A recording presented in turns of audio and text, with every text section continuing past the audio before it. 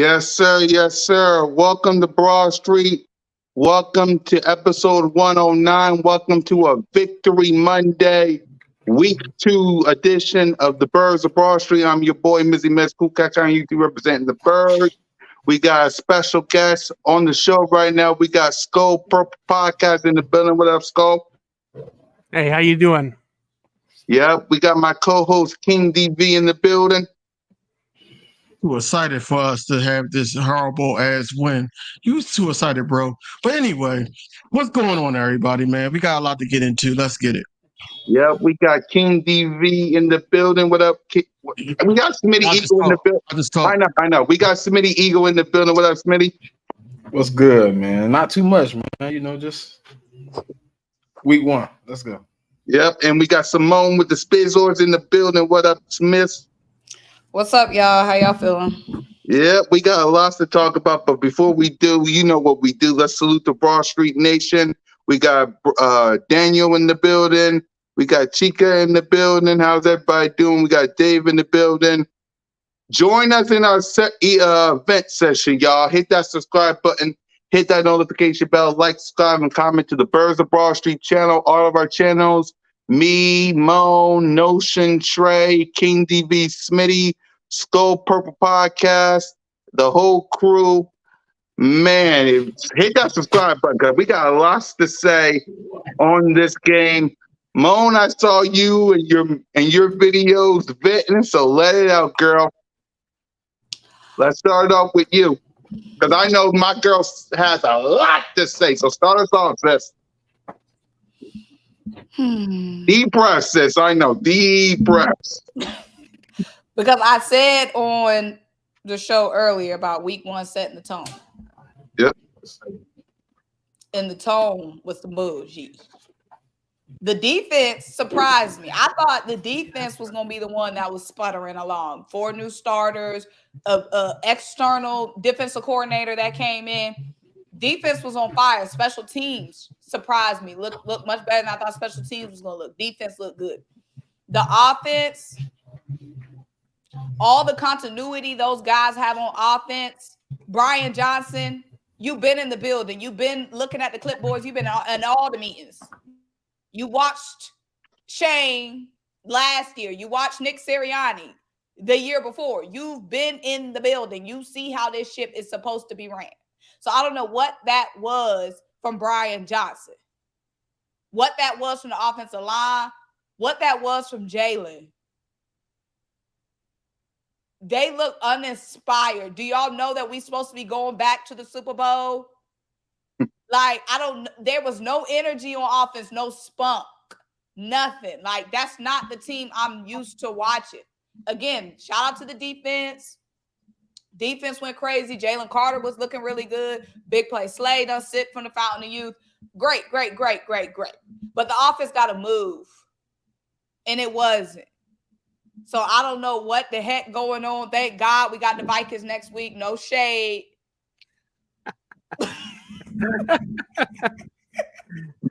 But who knows what we gonna look like against the Vikings, because I thought the Patriots was gonna be an easier game, right? I thought the Patriots was gonna be an easier game. That wasn't the case. So who knows what we're gonna look like against the Vikings with 3 days of rest, with all these guys on injured reserve. We starting off shaky, and the schedule only gets harder. We were supposed to establish dominance week 1, and it was week 1 for everybody in the NFC. And like I said in my video, I don't give a flying flip about what none of them AFC teams did. I'm not worried about them AFC teams until February, if we make it that far. I don't care what the Bengals did, and Joe Burrow was hurt. So the Bengals actually have an excuse. I don't care about the Chiefs. I don't care about none of that. I'm worried about one team and one conference, and that's the NFC. The Niners came out, established dominance. It was week 1 for them too, right? Yes, the it was.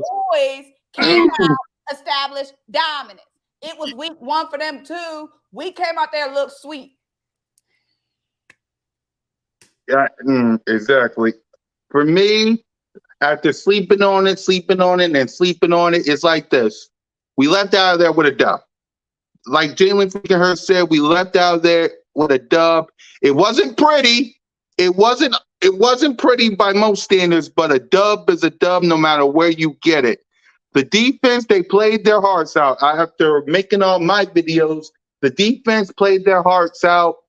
The special teams, that was a shocker. I never expect the special teams to play the way they did, but they did. Offense, all the haters, doubters, and critics are waiting on their heads and knees for me to say it, and I'll say it. Jalen freaking Hurts didn't play so well. Is all the haters, doubters, and critics happy? My quarterback, Jalen freaking Hurts, didn't play well. I hope you're happy because it won't happen again. Brian Johnson, I need you this Thursday. You got to clean it up. You got 2 days before game day. A.J. Brown, Devontae Smith, listen, they did all they could. They did all they could despite the play calling and whatever that was. Dallas got it, and we're going to break down the numbers too. So let me see if I got this right. Dallas Goedert, a top 3 tight end, 0 catches, 0 catches. And last time I saw DeAndre Swift, he dominated the defenses. He dominated. Only 1 carry? Only 1 carry. Brian Johnson got some work to do. The offensive line, they did their best, but Jalen Hurts got sacked 3 times. Salute to Lane Johnson. That's the only bright side. But, yeah, we got some work to do because the 49ers, they want to know. The Detroit Lions, they want to know.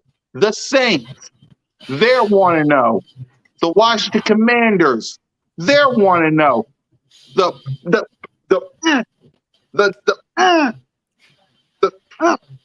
That team that I'm not going to say because I'm going to screw up, they want to know. You got to have a dominant performance against the Minnesota Vikings. Sorry, Skol Purple Podcast. I salute Kirk Cousins. I salute Justin Jefferson. I salute your team. But I refuse on a Friday to hear, does the Philadelphia Eagles got a Super Bowl hanging over? They let Kirk Cousins go up and down the field. I do not need to hear that on a Friday. I don't. So go ahead, Smitty Eagle. I'm trying to be very choicy with words right now. I don't want to seem like I'm angry because we got a dub. We is 1-0. Yeah. But it wasn't a lot of bright spots, you know. Shout out to Jalen Carter. Shout out to Jordan Davis. Shout out to Kobe Dean. Shout out to Big Play Slay. Shout out to Reed Blankenship. Reed Blankenship also. Everybody outside of them that was on that starting lineup, man, didn't look good. Justin Evans, I don't understand why he a starter. He looked cooked. You know what I'm saying? He looked like he was on the hibachi grill all night. He was getting fried up. He gave up 2 touchdowns, I think. Let's say we need a new safety. I don't know about this Rashawn Evans dude. I mean, for him to be on the street this late could be crazy. But the offensive side of the ball, if Brian Johnson don't wake up from this dream because he got a job he was looking for and start calling some more creative opportunities for the offense, then we're gonna go in here and drop a dub. You know, we should be able to go in here and compete. If we play like we played on Sunday, then Thursday gonna be a long night for all Eagle fans, man. We gotta clean some things up. We gotta get people involved. I don't know if Brian Johnson came to the field and realized he had Devontae Smith, A.J. Brown, Dallas Goedert, DeAndre Swift, and Jalen Hurts on the team. But I hope he woke up now because he let them get away with, you know, a game that shouldn't even been close after we went up 16-0. There shouldn't have been a fight. It should have been a blowout, but we failed to capitalize on all the opportunities we really had in the game. We had 5 consecutive 3-and-outs where we couldn't even gain over 5 yards. That's aggravating to me right now, but, you know, our right guard, which we all at some point this offseason said was a problem, he was looking at a lot of the plays from the ground, hoping he didn't give up a sack. because he got ran over. I think I want to say he gave up like 4 or 5 pressures from what I seen earlier on the graphic I was looking at. Right up the middle, that's not good pressure, man. If you're giving up pressure at the middle, that's the worst pressure for your quarterback. Especially if they contain it on the outside, you ain't got nowhere to go. And then you got your quarterback now having to make bad decisions. I need to see some cleaning up, man. And we ain't got much time to clean it up. Thursday is literally right there. We got a lot of cleaning up to do in 24, 48 hours. And now Nakobe Dean down. And finding players, cleaning up some old she and try to get some new boys in the fold. It's gonna be a long, rough 3 days here, and then we're gonna see what's gonna happen. But I we're gonna talk about the Vikings in a moment. Yeah, we'll talk about it in the morning. Salute to Joey Castro, Philly, the podcast. What's up, Philly? How you doing, my guy? We got one trigger. We got one Trigger Trey Rock in the building. What up, Trigger? Yo, y'all can hear me? Yeah, we can hear you. Before we hear from King, let's hear from you. Go ahead, talk about it. I know, like, I'm supposed to be, like, right now, I'm supposed to be, like, down right now, because I kind of hear, like, all y'all energy and stuff like that. I don't feel that right now. If you think about it, we didn't play in preseason. Like, none of our starters played in the preseason. I mean, chemistry building, we didn't really had none of that. So, I mean, I know they all played last year, but it's a whole different offense, whole different offensive coordinator, different play caller in their ear. I really didn't like the offense we put out on the field, to be honest. It was like everything was so compact. It was in front of the defense. It was easy to come up, rally on the tackle. I feel like he got to kind of open the playbook up a little bit more. We got the dogs to do it. And another horrible thing I seen was DeAndre Swift touched the ball 2 times yesterday. That puzzled me, bro. It was like that puzzled me because he wasn't like on the injury report, nothing like that. It was like, so what, we gonna run Gainwell into the ground? We got 2 backs that kind of could do the same thing, bro. And he was lost in his offense. So I mean, there's a lot of stuff we can learn from, but we won the football game, bro. Like, that's all I really care about. We want to know. All that other stuff, that's gonna go week by week. I always told y'all, you don't really find your identity till like after week 4, going into week 5. So you did tell us that. We don't know what we are right now. Like, we want to run the ball. We tried that. It did okay. Passing the football, it was up and down. It was shaky. I mean, that second half was horrible. It was 3 and out after 3 and out after 3 and out. It was like, bro. And I feel like our defense held tight, man. And if you watch the NFL over the years, offenses usually start off slow. Period. The defense always got a little heads up on the offense. So, I mean, I feel like we straight, bro. I feel like we need to panic right now. I mean, there's a lot of stuff we got to clean up, but I feel like we okay. King? So all day, right?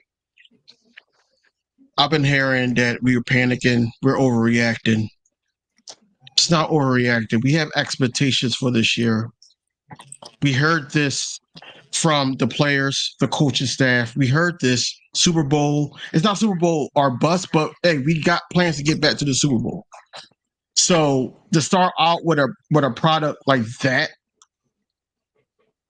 underwhelming, unsettled, bothered, that it doesn't sit right with me. The coaching staff is to blame for this. Number 1, number 2, and Brian Johnson showing the side. Then I would blame Jalen Hurts, number 3. You know, I'll rewatch the game. And Brian Johnson did not put Jalen Hurts, even though he was struggling and all that. You know, just like, you know, I looked at a game that he struggled in the beginning last season with Shane Steichen, and Shane Steichen basically rerouted a lot of stuff with Jalen Hurts so he could get into a rhythm. It was no rhythm really with Jalen Hurts that whole game. It was more so that he went to A.J. Brown and Devontae Smith when he needed to. He overlooked Dallas Goedert. Dallas Goedert was open a lot of times, yes, but you put Dallas Goedert in one of those type of in and out routes, something to get the ball rolling. Because if not, now he's not in the rhythm. He's not doing what he needs to do. He already getting pressured. Cam Jurgens, Jordan Mailata, and Lane Johnson, they were getting beat in the first half. I rewatched that whole game. It's so much stuff that we did not do to adjust, and I think that we put our own foot in our own mouths saying that Brian Johnson, Jalen Hurts, they got the rapport and all this other stuff. We need a microscope on Brian Johnson right now, because Brian Johnson needs to put his boy in the right situations, and I don't feel like he did that. I feel like that, DeAndre Swift only getting one carry yesterday was an insult to him. And our quarterback almost having 10 carries is crazy, especially after you paid them what you paid them. You don't do that the first game. You do that in meaningful games after the bye. Hey, we about to go to the Bills, the Kansas City Chiefs. We play the Dallas Cowboys again. Teams that is meaningful games. We should not be sitting up here on a Monday night talking about a win is a win. There's no way we should be talking about that right now. I know Bill Belichick is over there. I know how their defense is. They was ranked 11th last year. I know that.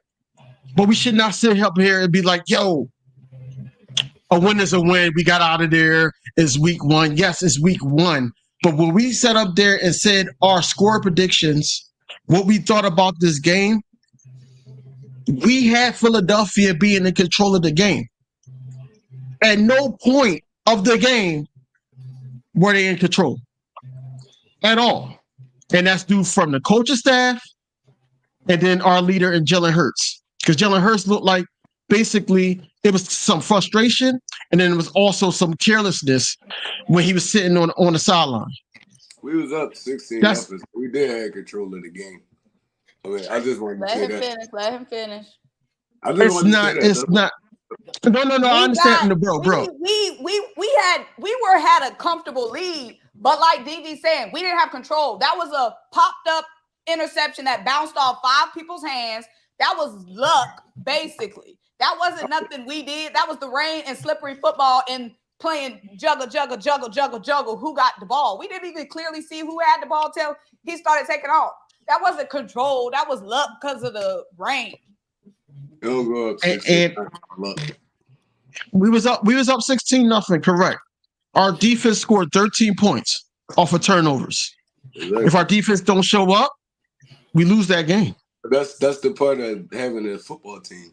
Like, bro, I understand that. One side of the ball not going to show up. That's what you need the other side for. It's like, we coming off a Super Bowl. I understand your expectations is high, but it's early in the season, bro. It's early in the season. The Bengals started off 0-3 last year, and then they made it to the Super Bowl. It's like, come on, bro. Like, it's a 17-game season. Like, we girls. But the problem is you're seeing some of the same problems, though. You seeing some? I feel like I've seen some. We got two. The middle of the field, it still looked like it didn't get addressed all off season. It was a problem last year. How many things cover in the middle of the field? There's not a lot of sturdy linebackers in the NFL. I don't want to hear about other teams. I want to hear about my team. That's what I'm saying. Like, my thing is, we came off a Super Bowl, lost. We was dominant. We thought we was dominant all season long. We went to Super Bowl. We got embarrassed. We coming off heartbreak for months. We were waiting for this goddamn team to hit the field and show us who run it again. That's what we've been waiting on all offseason. Jalen get paid. Oh, nothing but championships matter. Money don't matter. Oh, we don't care about nothing. We just ready to get back to Super Bowl. We don't care about nothing. We know what the city wants. They want a Super Bowl. We fired up. We ready to go. We think they fired up, ready to go. They come out there looking bored. Like, they didn't look like a team that had no hunger, no fire in their eyes. We've struggled before. We've had games where we struggled last season, but they still play with an intensity. You still saw a passion on their face. They was just out there like they was just playing in the backyard. And even in that press conference, Jalen talking about a win is a win. Since when did Jalen satisfied? The Jalen I knew last season would have been like, I'm not happy with this performance. We got to do better. We had a lot of mistakes. I'm glad we got a win, but I'm not satisfied. This new Jalen talking about a win is a win. We got to win. I'm good. We're good. A win is a win. Who is that man? I don't know that man. Y'all know that boy? Because I don't know that boy. So did we lose? Did we lose the game or win? Because I'm confused. Did we win the game? No, we won. 1-0 on the books, but in real life, we played some bullshit. Okay, that's fine. Hey, Rock. Should have been. Objective is to win the football Hey, game, Rock. bro. Hey, Rock, the game came down to a Josh Joe push out of bounds. Think That's about fine. it like that, bro. That's No, fine. it's not, bro. Didn't we struggle with the coach last year? And it was one of the worst teams. Okay, and what did Jalen do that game? Take over, not fumble. That game against the Colts, Jalen went into Superman mode, took the team on his back. Y'all This wanted Jalen dude to be fumbled Superman. and Like, put the he's team not in worse Superman. jeopardy. He's a good quarterback. He's a good quarterback. He's not Superman, bro. Like, Well, last year he was Superman. Now he looking like Clark Kent. You right. That Colts game, Jalen Hurts took over. He said, "This offense ain't moving. I think that Jalen Hurts, well, not Jalen Hurts. I think Brian Johnson put Jalen Hurts in messed up position, especially because he's struggling because the O-line was struggling, and they were letting Matthew Judon and guys like that to come through. Period. So now he's scrambling, trying to find something, and he's not even looking at his second or third read.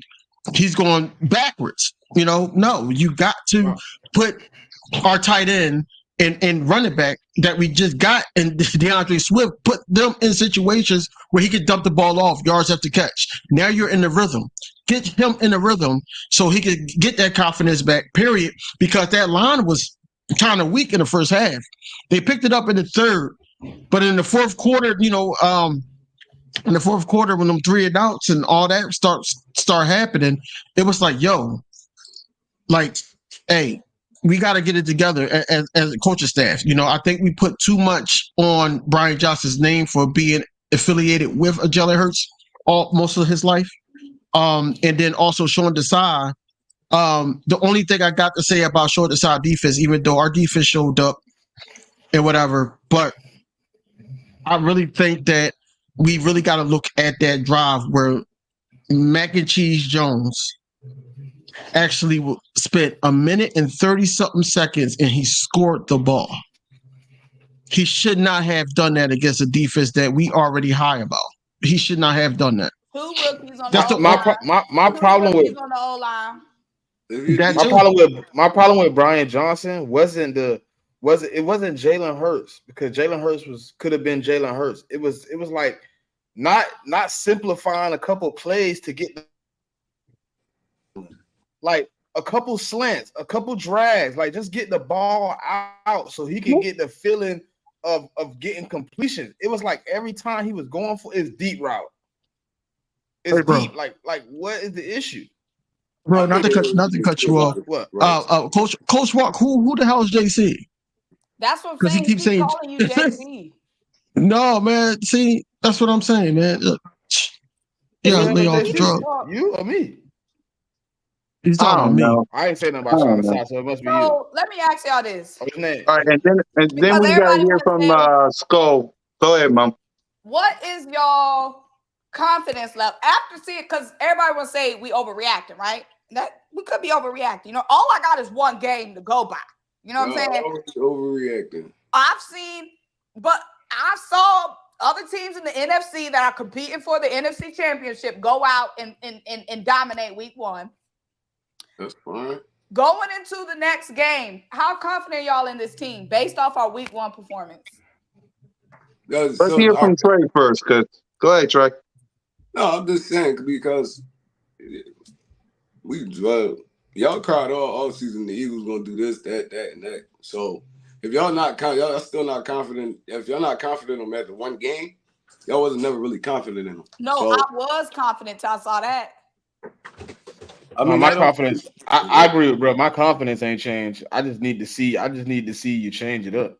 I need to see it. Now, if you give me another performance like that this week, then we can circle back to this. But right now, nothing has wavered. So It's you the still same. Super Bowl? Yes, it didn't change. I mean, I just need to see. I got to give you a chance to adjust, Simone. Yeah, I'm saying, gonna give him till Thursday, but I'm shaking in my. If I judge you your first day on the job, you ain't gonna be able to make the second day. So I need to see you the second day, then we can see what you're working with. Yeah, I'm not over. Oh, wait, bro. Like, I'm not overreacting. I'm not overreacting at all. It's more so that I want to cover all bases, honestly. We've been, through the whole standard of having the depth, having guys. We was talking about, just like you just said, we was talking about, the expectations for this team and things like that. But we was also talking about expectation for this team about the third best tight end in the NFL, who didn't even see the ball but just one target. We also was talking about DeAndre Swift, who didn't see the ball but a target and a carry, and that's about it. We're not utilizing these guys. I know Rashad Penny was supposed to be in the picture. We talked to the Patriot guys and things like that, whereas though the interior defensive line, and I don't think Kenneth Gainwell was the guy to do it. Look at him now. He's on the injury report with rib injuries. We need somebody that be able to bang with some guys down there to the point where, we're going to just open up that part of the defense, and then we could go inside out. But we didn't even have that. That's what I'm saying. We won this game, honestly, basically off of talent. Just talent. We was the better team on paper. That was God. That was God. That was football, guys. Talent didn't win that game. It was 45 seconds. We was all praying. We was praying. They was driving with one timeout. We was praying. That wasn't talent. All right, so I'm gonna give them a pass. It was bad. We played in horrible weather. I mean, that could have been the factor. And we do still got two rookie coordinators. It's like, bro, they gotta actually coach games for them to get experience. It's like maybe the next game, I mean, he'll lean on some stuff that he's seen, probably change it up a little bit. Now, they come out the next 2 weeks and look horrible like this, then I'm on board with y'all. But I'm not going like based off one game. No, I can't do that. I would never do that. So on some real, I feel like we played horrible, but it was like, bro, like, you got to understand who you playing against. It's Bill Belichick. He tried to take away all your strengths. Dude is a defensive guru. I was telling y'all that all last week. Everybody was saying, oh, we're going to kick the Patriots' ass. We're going to do this. We're going to drop. I already knew he wasn't. Like, bro, no, like, this is week one. And my score prediction tell you how I felt about the game. You're going to get one of the best coaches in NFL history, bro. His whole game plan was stop Jalen Hurts' legs, make him pass the football. He was successful with that. He was successful. It was like 3 or 4 dudes at the line of scrimmage waiting for him to pull it every play. Like, bro, it's like Bill Belichick is that guy. So, like I said, I don't feel like the Vikings defense is as good as the Patriots. Maybe we could get our feet under us against them because I seen them against Tampa Bay, and Baker Mayfield was throwing all over them. So it's like, bro, like we gonna be okay, man. It's like y'all got every right to feel how y'all feel. I'm just saying, it's early in the season. It's like teams don't really kick it into gear until after mid-season. To be honest, like we gonna be winning games by the skin of our teeth sometimes. I mean, the next 3, I don't feel like they that hard. We should win those, and that's gonna build confidence. That's gonna build chemistry, stuff like that. But I think we cool. And I think that kind of leaned more towards Nick not letting them dudes play a little bit in the preseason too. Like, he said that. Right. He said that. They looked like they was mid preseason form. Like they coming, like they was playing a preseason game. That's how it looked. Everybody all over the place. Routes being run horrible. Hurts off, not on point at all. You know what showed me, Trey? They was in preseason when we had to take a timeout at the beginning of the second quarter because our special teams field goal unit didn't even make it all long. Facts. We had like three people with 4 seconds left on the clock running on the field, and Sirianni had to burn the timeout. And then you go on the road. Look, you go on the road. They got the whole big Tom Brady thing going on and all that, bro. That's a whole bunch of distractions, bro.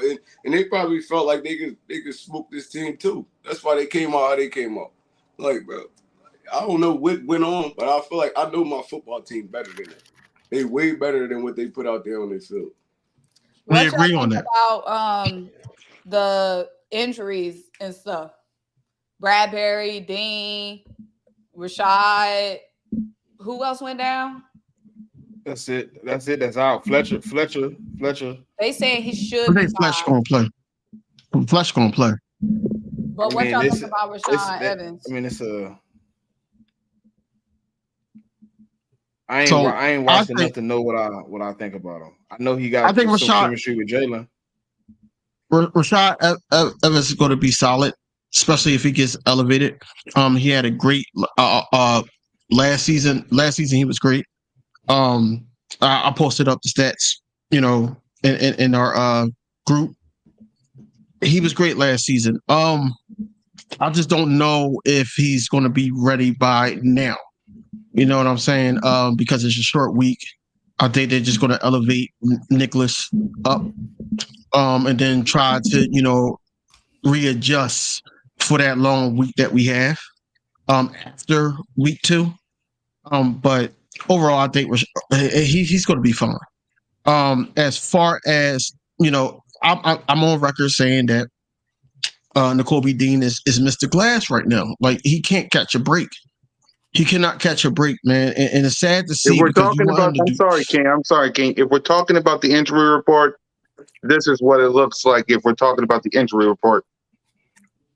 But yeah, it's just one of those things where as though that he can't catch a break.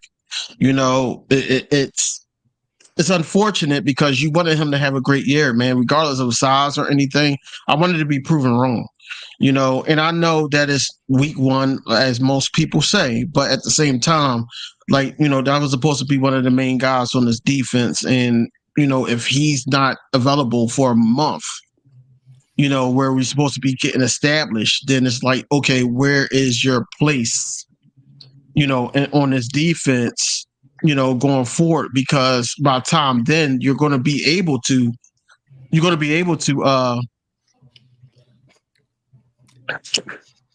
basically, because I read what you said. That's why I did this. I'm sorry. We'll kick the Skol Purple podcast next, y'all. I promise. Go ahead, King.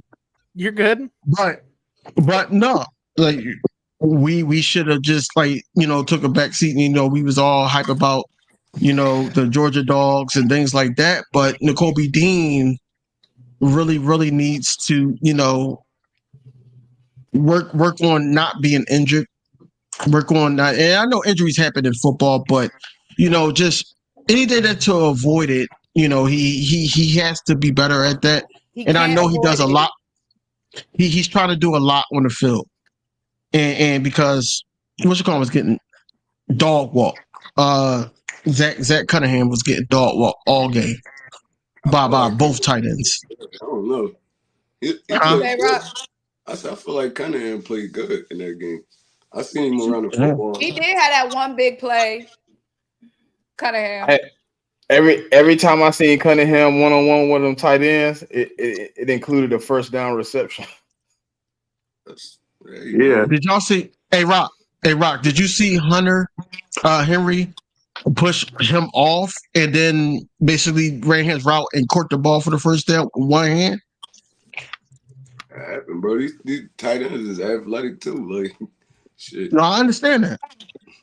But bro, you go get guy, even Dean, you like, bro, they put him in coverage against a tight end, he probably gonna get smoked too. So it's like he held his own. I watched him hold his own though. I did watch Nakobe Dean get a couple of those where he held his own and locked them up. He wasn't really the cover linebacker today, so I didn't get to see enough on Sunday.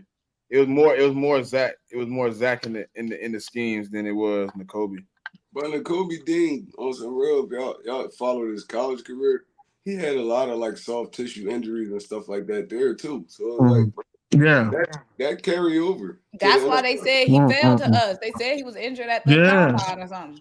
Hey, Rock, I got one more question. I got one more question for you, Rock. One more question. If we lost this game, would you have that same mentality?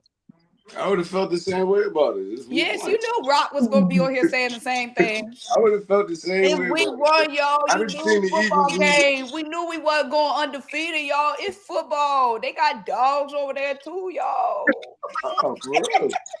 Pictures, bro. The pictures, they were streaming off that ass. Like, look at Lane was getting killed. And he was. Getting killed. Yeah. I was like, yeah, they don't got their legs under them right now.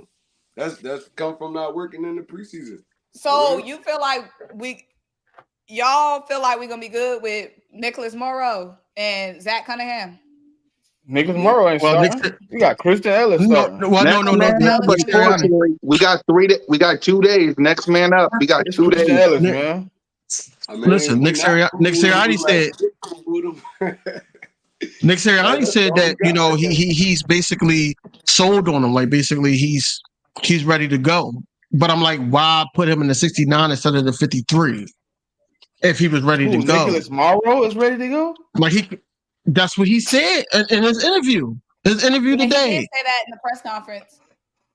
Man, that man just as ready as to go as. When they asked him about Nakobe Dean, he said Nicholas Morrow, basically next man up. Yep. So he getting activated, but Christian Ellis gonna be the starter, probably, right? He didn't mention Christian Ellis because Christian Ellis already on the roster. So he said, that's pretty much like the backup. You know what I'm saying? But wouldn't he be like Christian Ellis is ready to go? He's prepared. Why he mentioned Nick? Christian Ellis more like a pass rusher than me. I don't know. From what I've seen from him last year, he can't cover even. We ain't got no cover linebackers, bro. No, we don't have no cover linebackers. So that's up to the defensive coordinator. Now you gotta bring some of them safeties down. I mean, play more nickel and dime. I mean, you gotta adjust to it. If the less linebackers we have on the field, it's gonna be better for us. To be honest. So Rob, what you think about should Sidney Brown start over Justin?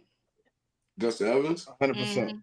I mean, I'll put him in there and let him play, bro. I don't know why they not doing it. Like the quickest way for a player to learn is to actually play in the games. It's like I like Justin Evans, but he done been to like 4 different places, bro. Dude ain't stick nowhere. So it's like we don't owe him nothing. I would put my rookie on the field. Let him play. Let him take his lumps on the field. You got Slay and all them out there to help him out. It's like, bro, he's not out there just winging it. So I mean, I'll put him out there and let him go. I think Young and ready. When he looked like he was shot out of a rocket. Right? That tackle? That tackle was crazy. I said, why y'all go to commercial? I wanted to see his reaction. They went straight to commercial. Like, where did he come from? I just saw, he was just airborne when I saw that. Man. So, all right. We got our bin out. Let's hear from somebody else that actually lost the game. Finally, you get your wish. Why you have to do it like that, Cool Cat? I'm saying he lost too.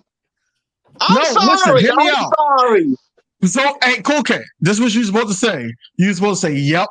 And then you're supposed to go into like, hey, I want to hear him vent about, his game and everything like that. You don't sit up there and say he lost too. Because now you're going to sit up there like, that's guys.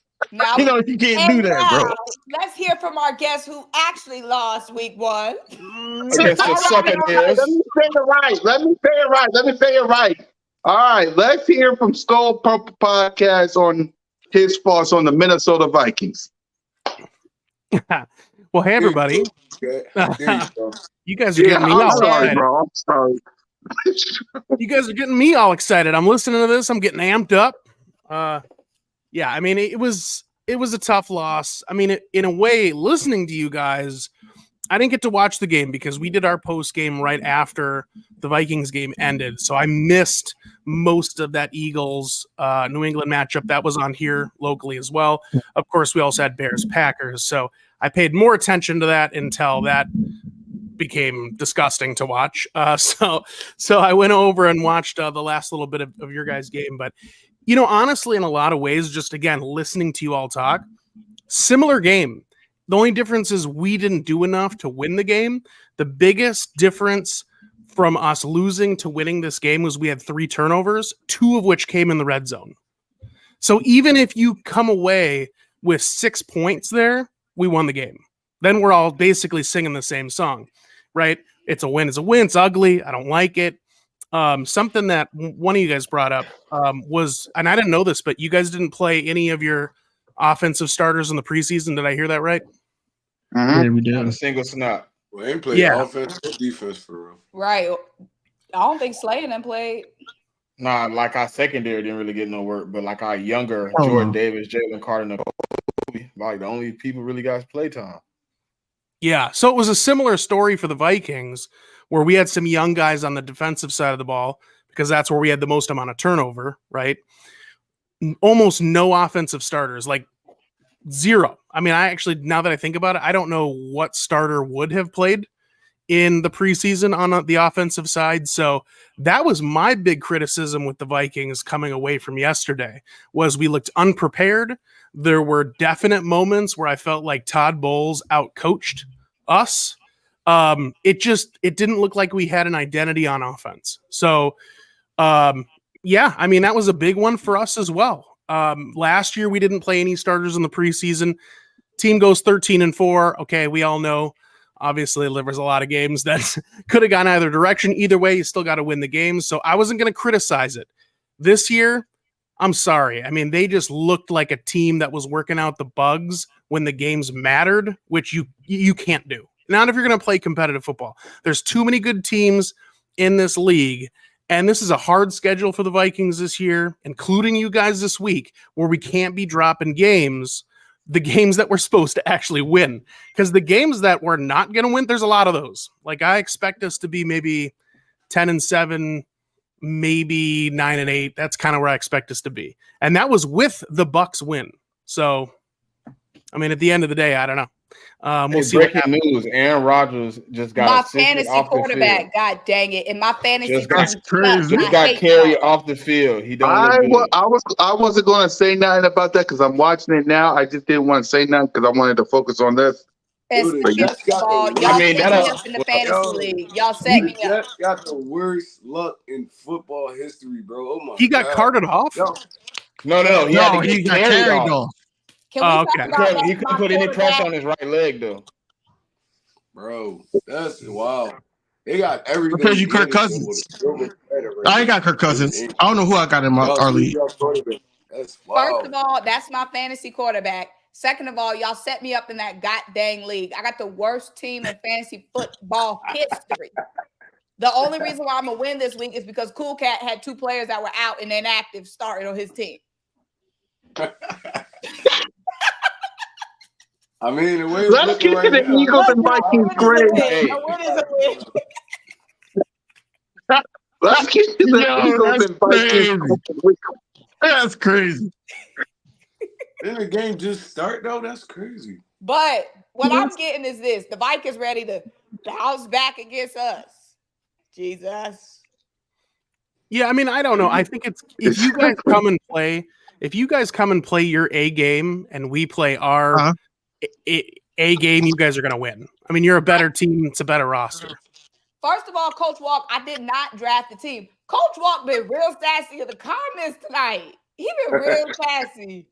I didn't draft Calling the me team. JC, Because they and didn't tell me what time the draft was. It auto drafted. Those aren't my players. I didn't recruit those players. Excuse me.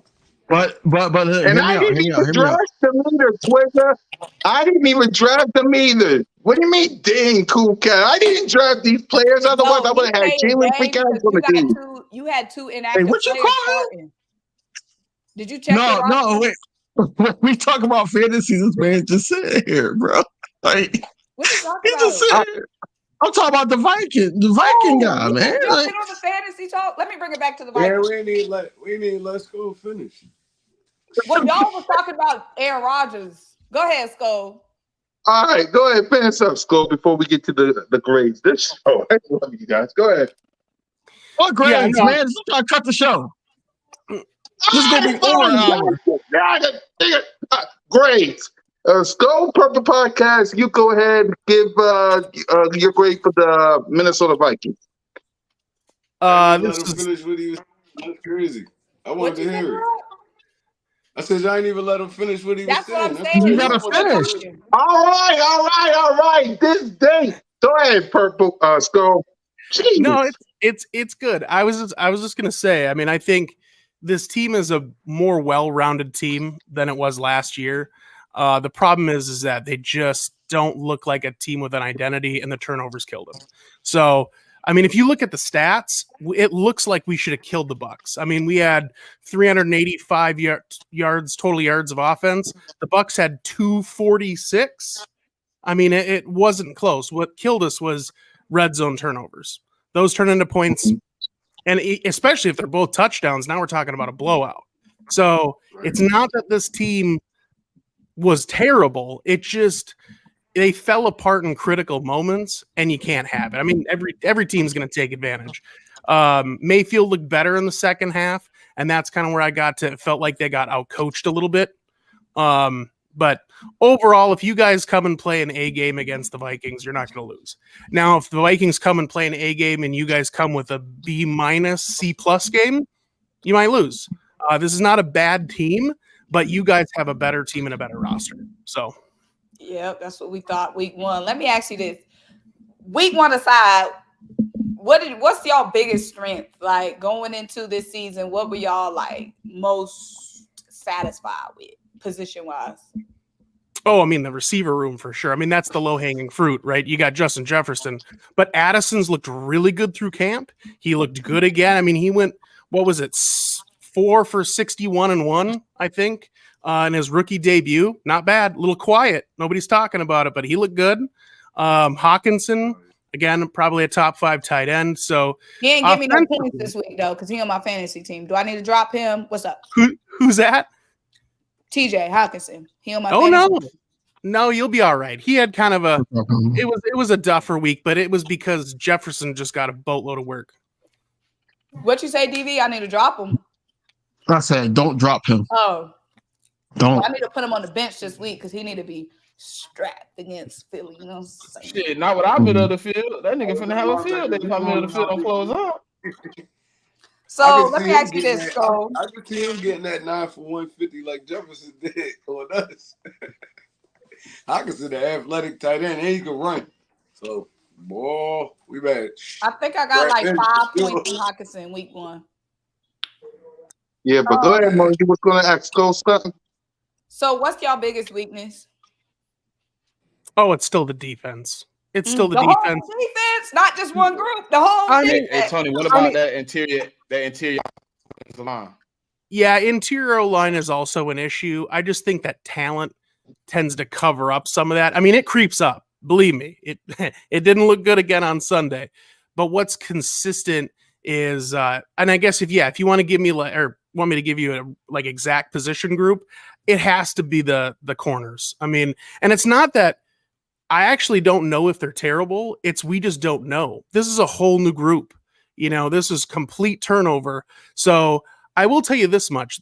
They already look, meaning just the defense as a whole, much more competent than they did last year. Last year, this was the worst defense in the NFL, statistically and just watching the damn television. Brian Flores has come in and at very minimum has made this a much more aggressive defense. So just that alone has made them an improved defense. Now it's just a matter of can the personnel still hang and not be figured out? So we'll see. Mo, you got the look on your face. What's up? I can see the look on my sister's face. What? I'm just enjoying the conversation. So, in your mind, Skol, since nobody else talking, what needs to happen for the Vikings to win this game? The biggest thing is they have to be able to pass to set up the run. The run game still looked bad, very imbalanced last week. Lots of passing yards. I think we had 48 rushing yards. It just wasn't good. A lot of people are pointing to like, oh, well, you let go of Dalvin. Like, that's the problem. Dalvin, for half of the season last year, averaged less than 3 yards a carry. So Dalvin really wasn't the losing Dalvin wasn't really the problem. We kind of did the same thing on Sunday. Statistically, it looked almost the same, but that was the problem last year is we had no balance. So I think for the Vikings to win, they have to find the balance. They have to find a way to run the ball efficiently. And then, defensively, I think it's going to come down to, can a team win the turnover battle? They're going to be aggressive. Like Flores is going to throw about everybody at Jalen Hurts on Thursday. I mean, we saw it on Sunday. It was a lot of just blitz packages after blitz packages. So they're going to create pressure. They're going to see if he's going to make mistakes, and then they just have to hopefully take advantage. Or Hurts is going to eat him alive, which could very well happen too. I tell you though, Simone, if you look at their blitz rate, it'll tell you their secondary is lackadaisical because high blitz rate teams usually don't got great DBs, so they're trying to manufacture pressure to keep the DBs from getting exposed. And they were the highest rated blitzing team week 1. So I'm gonna be going to this game. Me too. And I'm worried because my record at the link is a losing one. What's your record? 0-1. Well, you need to make it 1-1, God darn it. So if we lose this game, I already said I'm never going back. Never. So I'm kind of scared because we look crazy week 1, and now I'm going. Never's a little harsh though. I'm not going for a long time. I'm gonna go when the team bad again, because then we ain't got nothing to lose with me being there. But when we on the Super Bowl run, I ain't going back if we lose this game that I'm at, because I might be the bad luck. Go ahead, I kind of think we're gonna be all right. I kind of think we're gonna be okay on. Go ahead, Rock. No, he gone. He gone. He might be done. They put hurt, but he walked off to the locker room. Yeah, Bo need to retire. But I really think we're gonna be okay. I think I'm hopeful because of that interior D line of the Vikings. I'm hopeful that Rashad Penny plays Thursday. Can anybody explain that? Right, Boston Scott should have been on the bench, and Rashad should have been in. Anybody heard anything of why Rashad Penny was a healthy scratch? They didn't even ask him the question. They didn't even ask Nick Sirianni the question, bro. Yeah. But what I'm saying is that, my question is, I got a question. I got a question for our guests, man. Yep. Looking at both teams' game, week 1, how do y'all stop the interior defensive line of, the Jalen Carters and then Jordan Davis, who also had a monster game in week 1? How do y'all stop that? And then Fletcher Cox would just turn back to hands of Tom anytime he wants, it seems like. How do we handle it? Not well. Yeah. No, I mean the interior offensive line is they're not good. I would say if we're facing a good team in the trenches like you guys are, I would expect to see a lot of help. So you're going to see backsliding inside. You're going to see a lot of chipping. It's probably going to be, in a lot of ways, a huge benefit, obviously, to you guys. But because our strength, as I mentioned to Simone earlier, is our wide receivers, we're going to have to bring so many people in towards the line to help. I don't know if that's going to free us up to run a lot of routes on the outside. And so it could get really interesting. It's probably going to be a bit more of a conservative game plan for the Vikings because of that. So, hey, Tony, are y'all still running the I know a lot, maybe 2 years ago, y'all ran a lot of that bootleg scheme. Do you think y'all will bring some of that back? Yeah, they have to. And part of the reason is, and King just mentioned it, it's the fact that O-line sucks. So they have to roll Kirk out to buy him time. If all he does is sit in the pocket, which, by the way, is what he wants to do, he just doesn't have enough time. And it's unfortunate because Kirk Cousins, in my opinion, he's a guy that has all the tools. Just mentally, he can't he gets rattled, and then he can't get through his reads and make that next read happen. He just doesn't have that gear. Now, if you give him all the time in the world, he'll cut you apart. He's got the talent. The problem is that he doesn't go off script well. So if you guys can get in his face, rattle him, it's going to be a long day.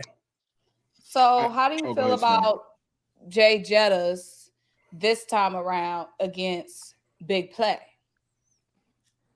I mean, it's hard to doubt Justin. I mean, there have been very few moments where I've thought, at least after his rookie year, where I'm looking at these big matchups and thinking, oh no, he's going to get shut down. I don't put anything past Justin. He seems to find a way. Part of it is too, like, he's so good at being on the outside, but also running routes from the inside as well, or playing in the slot. Excuse me. So we move him around quite a bit and try to get him into these mismatches. So offensively, we scheme him all over the place. He's not just an outside receiver. So we'll see what happens.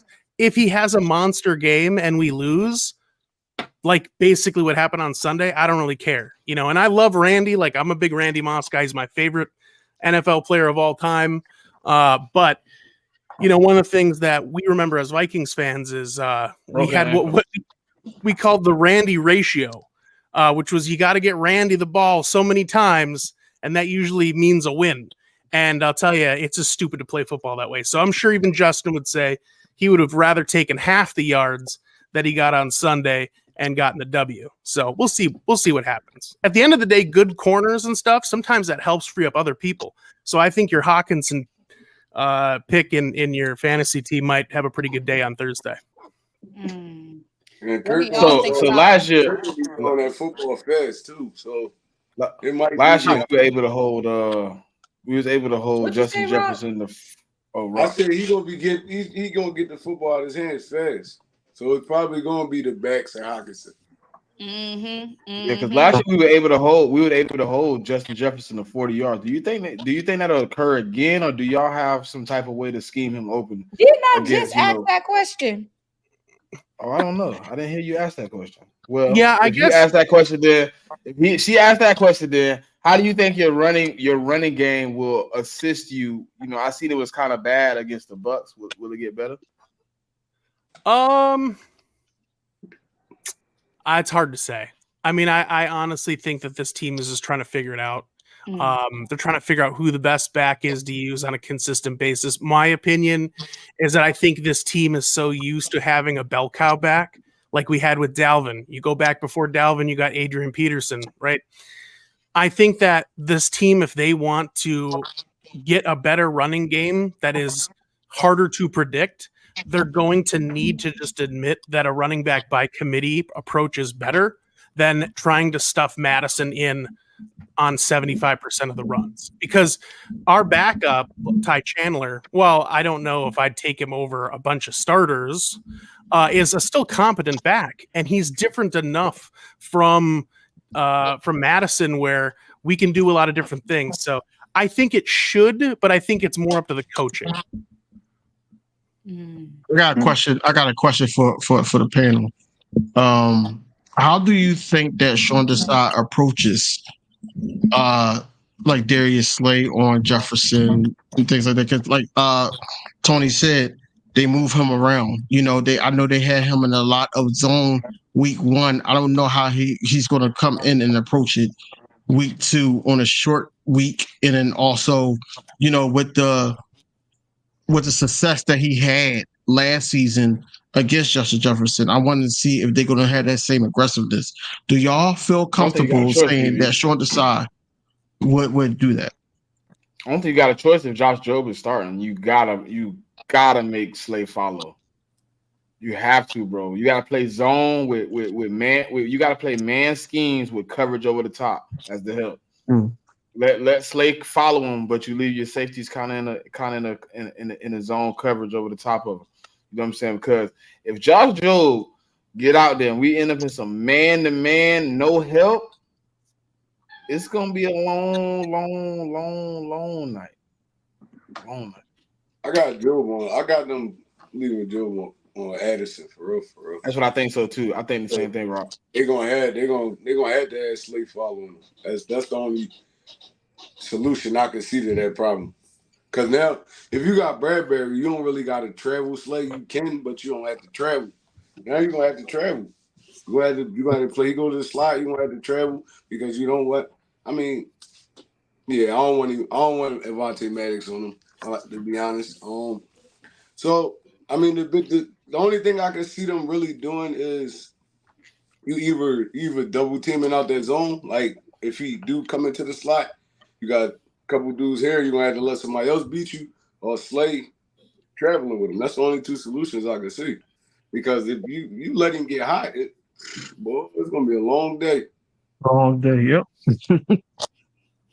Mom.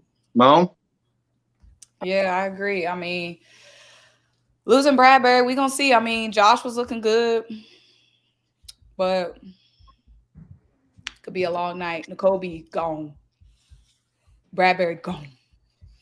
Yeah, I'm I with don't have you. to step up the bat, and we're gonna have to see what he really about. I feel Yep. like Hopefully our pass rush is on. Yeah, point, that's what I was bro. gonna say. Jalen Carter was looking like the top pick. I feel like the pass rush should be fine. Jordan Davis was looking good. So hopefully we get that pressure up front. I'll be honest.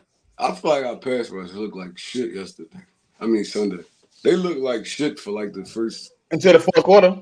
Yeah, until the fourth quarter, they looked like shit. And he was just standing there. He really was just statued in the pocket, just letting that junk loose. Wasn't nobody getting near him. Until down the stretch, they started to tune it up. But that wasn't what I expected. It wasn't what I expected at all. Because the Patriots, as for like the first quarter and a half, Mac Jones really wasn't getting nothing done. But once he start working, he started working. So it was like, I don't feel like but we was rushing forward damn near the whole game. It was like, bro, But that's the Fangio scheme, though. I mean, but if we gonna play it like that, and you see it's going that way, you add an extra person, something like that, bro. You just don't. You gotta bring some fire. You gotta fire him up. Yeah. Bring some heat, something like Mac Jones is just standing there, bro, the whole game. I was getting pissed. Oh, you were pissed. You wasn't relaxed. No, I wasn't. I'll never relax during games. It's like, bro, I'll be about to throw my goddamn TV. But Yeah. once I process the whole thing, I'll be cool. The way he was, Yeah. the fact that came, the way he. All right, Coach Walt, you be safe, brother. All right, Coach Walt. But Yep. Mac Jones, because I going into the game, I was saying 5 sacks. I was talking all this yeet. What we get? 1, 2, 2, 3. We got 3. It was It was great. at the end.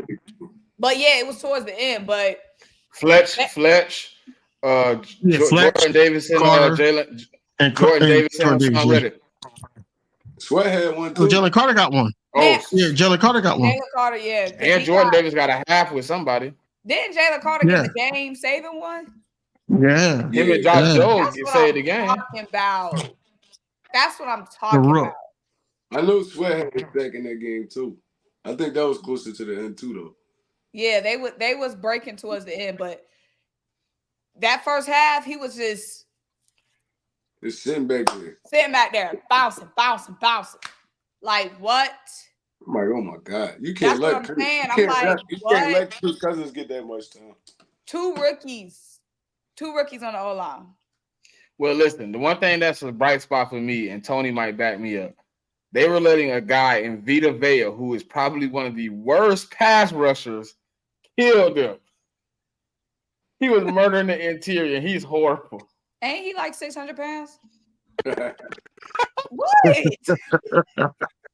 I'm being for real. Yes. I mean, but he is literally Vince Wilfork, and that man looked like Ndamukong Suh the other night. Like, Tony, am I lying?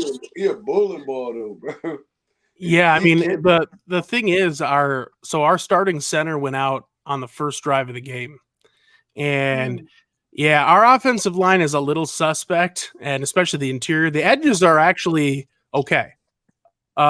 It's the interior that's a little shaky. So then all of a sudden you go back and you lose a starter that already isn't that great.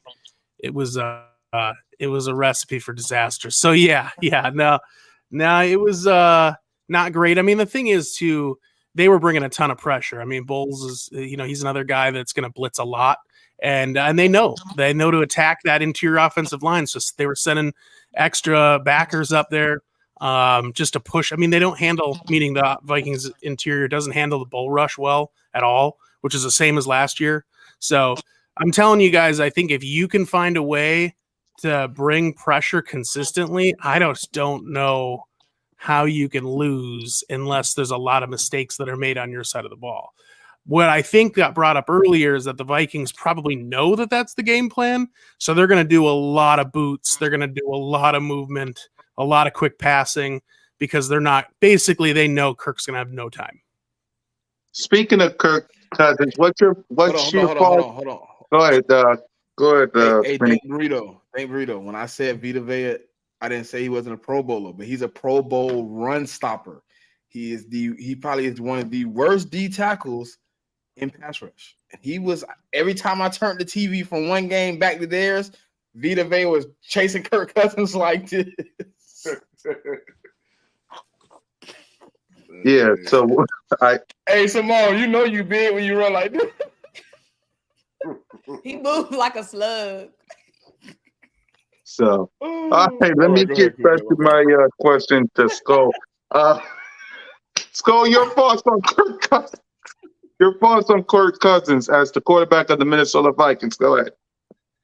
Why are you asking about Kirk? I just want to know, man. Can a brother ask? Yeah, so I'm not a Kirk hater. I'm also not a Kirk stan. Like I try to be realistic about what Kirk is and isn't. Kirk Cousins is a talented quarterback. Kirk Cousins is not a top tier quarterback in this league. He's missing a gear that other top tier quarterbacks have. And actually, I think Simone, you brought it up earlier. You kind of felt like Jalen was a little too passive about, hey, win's a win. That's my biggest issue with Kirk. Kirk is always like ho hum. It's, if it is what it is, we win. It's meant to be. If not, it's not meant. Like no. Like they're good quarterbacks in this league have an edge to them. They have an edge. They think they're going to win. They know they're going to win. Like it's just a mentality you have to have at the position. Couple that with the fact that he's not super mobile, and I already mentioned earlier, he can't go off script. There's some issues. So the problem with the Vikings in their situation with Kirk Cousins is that they've got two really good scenarios and one horrible one. And the most likely scenario is the horrible one. Let's start with the ones that would be great. The Vikings go to the NFC Championship game, or they go to the Super Bowl. Highly unlikely. And I'm talking this year, because at that point, Kirk earned the job. I say he gets a contract extension. Can't really say he shouldn't at that point. The other best scenario is that the Vikings completely implode, win 2 to 3 games, and we're in the sweepstakes for Caleb Williams, and we say goodbye to Kirk Cousins. That would be the other ideal situation. The most likely scenario, though, is that we end up somewhere around 500, and we don't know what the hell to do, because we're not picking high enough to get a top-tier blue-chip prospect at quarterback, but yet, what do we do with Kirk? Kirk's not horrible, right? Like, he's not the worst quarterback, but I don't know. So, as a Vikings fan, I don't know what to hope for. I suppose, Super Bowl run like we all do. But if it's not going to be that, I mean, look, if they fall apart, I'm going to hate it. But in the long run, it's probably what would be best for this team. So, first of all, I hate to jinx anything. So, since knowing the fact that y'all don't have a Super Bowl roster, would you want to tank? I'm being real. Like, come on. Go ahead, ask him, man. I'm cool with it. Go ahead. She see me shaking my head.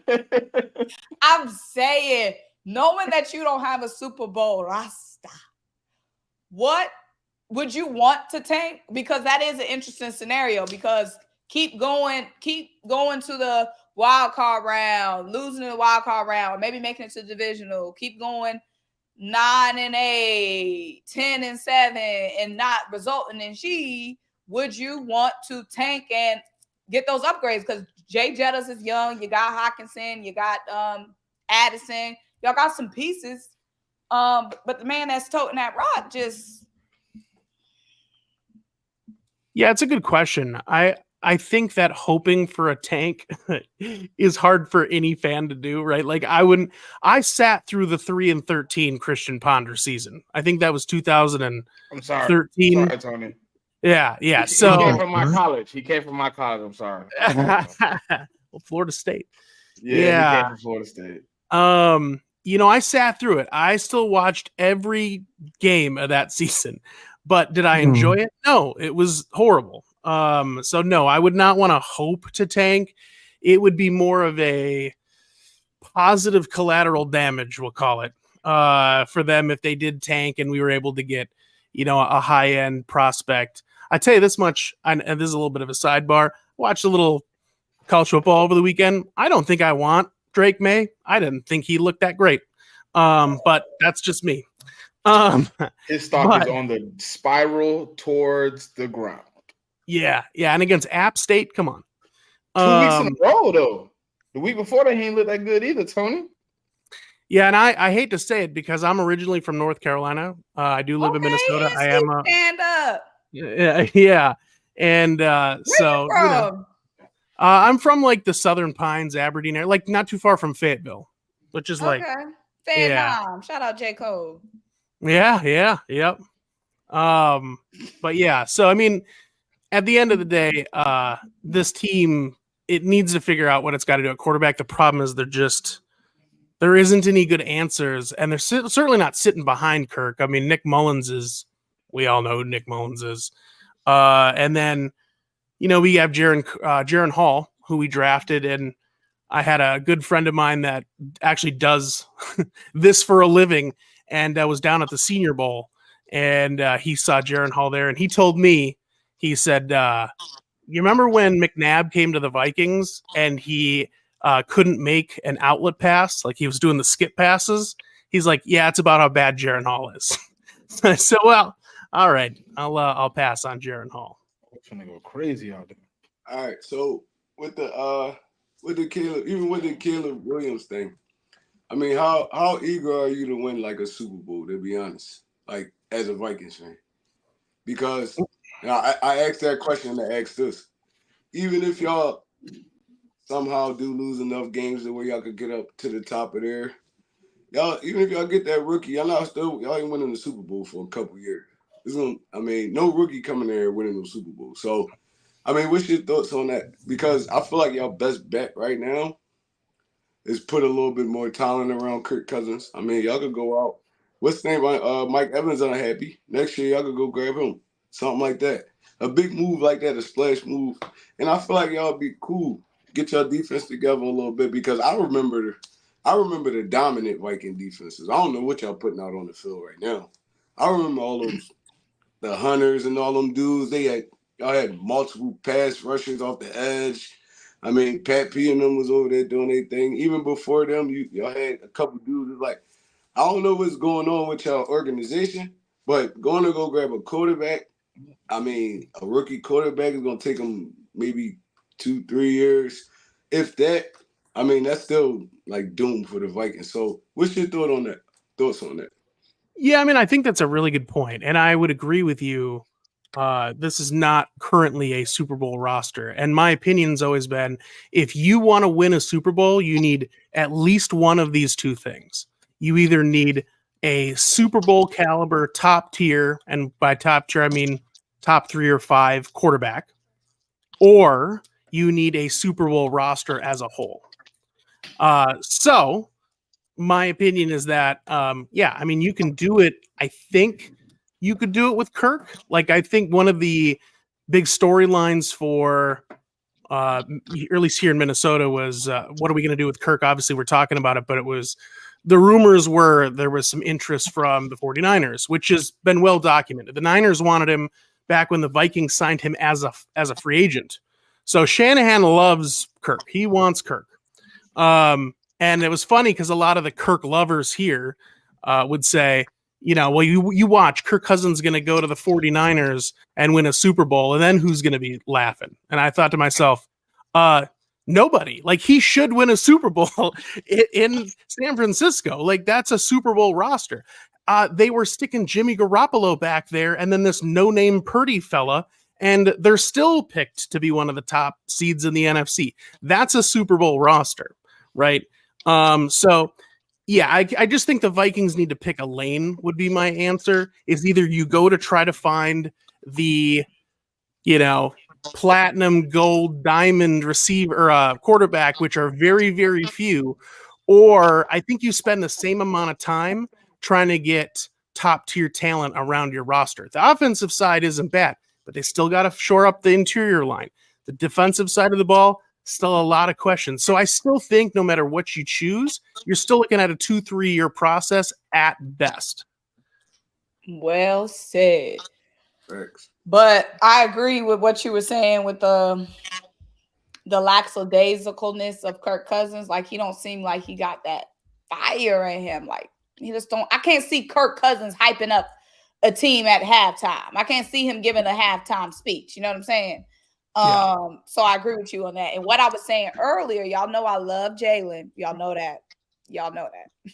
We know. But I did not like the way he was approaching that press conference. First of all, I knew when he came, I don't know if y'all saw his pregame outfit, but it was doing too much. Flower. He had on those Elvis Presley loafers.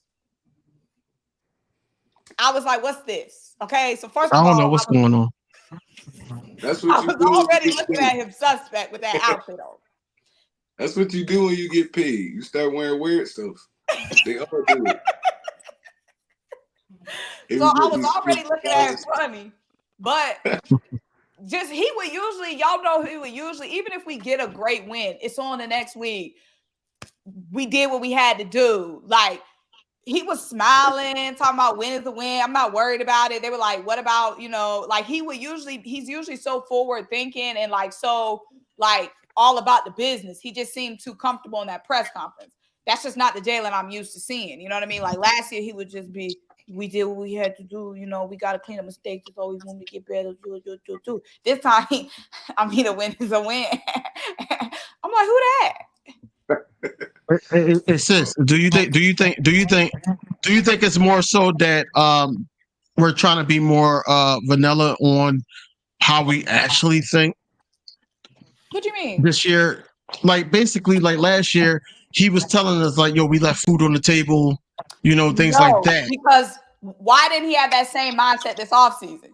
Now, I do think Jalen is in character.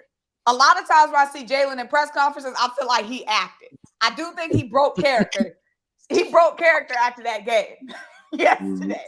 But even through all his press conferences throughout the whole offseason, when they would bring up his stats, the goal was the Super Bowl and we fell short.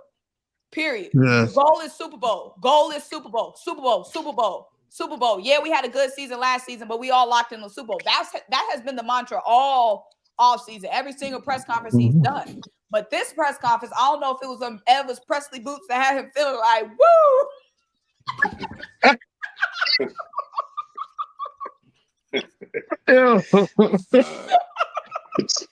Lay off my quarterback, man. That's our quarterback. I feel like the attitude's still the same. I mean, the way y'all looking at it is like he looking at it like how basically I am. This is week 1. We're gonna get it together. But in all honesty, bro, it's Show enough. That's my biggest problem. Show enough. Hearing all that robotic answering bull jump. that's why I feel like he's acting. Like, no way somebody is that stoic, bro. Like, he gotta be in character. Like, that's what I'm saying. I want to hear you cuss somebody out. No, he ain't gonna do that. Not yet. I need to see a little anger though. I need to see just. I just need that much, just a little bit. I want to hear you go in there, Jameis Winston, interview. Just cuss everybody out and leave. I want to see it one time. I want to see that We one talk- time, man. He a robot, Hey, Rock. bro. Listen, Hey, Rock, he gonna have to get a white tee for the poppy store to do that. He gotta get a white tee. real rap. He got It going just, in, it just got going in with his Dewey on, with the white tee coming out to his knee. right. Bro, he got going in, just snap on Hey, we want the everybody. same thing Tony want. Tony, Right. yesterday I seen Kirk Cousins get mad though after that first pick. Whoever that dude was, he was talking to on the sideline. He was cussing him out. He was cussing him out. Yeah. So did you like seeing Kirk on Netflix? I mean, it reinforced the way I already kind of thought about him, to be honest with you. I mean, and again, he doesn't seem like a bad guy. Like, he doesn't come off like a person you'd hate, at least not for me. He seems like a nice enough person. I mean, he's a little boring, but whatever. But he doesn't seem like a jerk or something like that. But yeah, I mean, I think it was cool to see, like, it's always, I don't know, maybe cool is the wrong word, but like interesting to see the behind the scenes. I knew he was dealing with some injuries, but it's always interesting, these guys and what they go through. And that's not Kirk Cousins specific, just like all NFL players, how much they get, dinged up throughout the year. But overall, I mean, like I said, it reinforced what I thought about Kirk. Here's a small little piece that I pointed out to a few people for me. So one of the things that I think Kirk struggles with is that inner voice that gives him doubt. This isn't going to happen. Maybe I throw this interception. I don't know if we can win this game. Like, all those intrusive thoughts that I think kill his confidence, especially late in games, or when just pressure hits. There was a clip of us when we came back from 33-0 against the Colts last year, biggest comeback in NFL history. And we're kicking a field goal to win the game. And it's like a 44-yard field goal, right? In overtime. And they showed Kirk, and he's, of course, mic'd up because he's one of the people on the show. And he's like, it's too far. It's too far. We're not going to make it. And I'm thinking to myself, like, you don't say that. Like, that, you're not saying that on the sideline. Like, that's no. And that's what I mean about the mentality. Like, even just use the show. Watch Patrick Mahomes. Mahomes has all the confidence, and he should, right? He's on top of the world. He's a young guy, right? Oh yeah, we know. All right. Not too much on Mahomes. Yeah, not too much of the Patrick Mahomes talk, okay? I'm just saying, guys that are in that stratosphere, you look at a guy or any of the top tier quarterbacks, there's just a sense of a bit of arrogance that you almost have to be elite at that position. I'm going to dominate you. I don't just want to come out and win. I want to just murder you. I mean, like, not to, I want to basically, put the foot on the gas and not let up. And that's the killer instinct that a lot of these top tier quarterbacks have. Kirk doesn't have it. Kirk gets in his shell. He doesn't. And then there's doubt. So for me, I think that's where he falls short. And the show, again, kind of a little bit reinforced that to me. Likeable guy. He seems like a good dad. But at the end of the day, he kind of is who I thought he was. So what's your NFC rankings? I know it's only week 1, but where you see everything standing, like, for the top 10? Yeah, that's a really good question. Wow. I'm going to have to think about that for a second. I would say in the NFC, for me, I'm not going to put too much stock in some of these games from week 1. So for me, it's still Eagles at number 1. Oh, you just saying that because you on the show. No, I mean that. I actually mean that.